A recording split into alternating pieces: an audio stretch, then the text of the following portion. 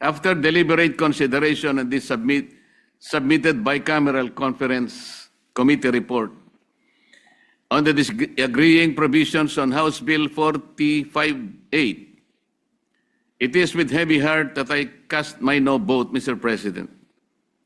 I hope that my good friend Senator Sherwin Gatchalian will find it in the goodness of his heart the reasons why I am objecting to this bicameral conference report. Masakit ang loob ko na mag-object dahil kasama niyo akong nagumpisa at nagsimula sa pagbusisi nitong 2026 budget. But I stand my ground for the conviction against the chance of possible abuses of the budget. Despite all the protective measures instilled in this budget, there is the ever-present danger of loopholes in the wordings that may be exploited. An uncomfortable reminder that safeguards on the paper do not always prevent abuse in practice.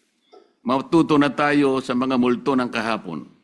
Huwag na nating bigyan ng pagkakataon na maulit ang mga anomalyang hanggang ngayon ay hindi pa napapanagutan at nagdulot ng puot sa ating mga puso.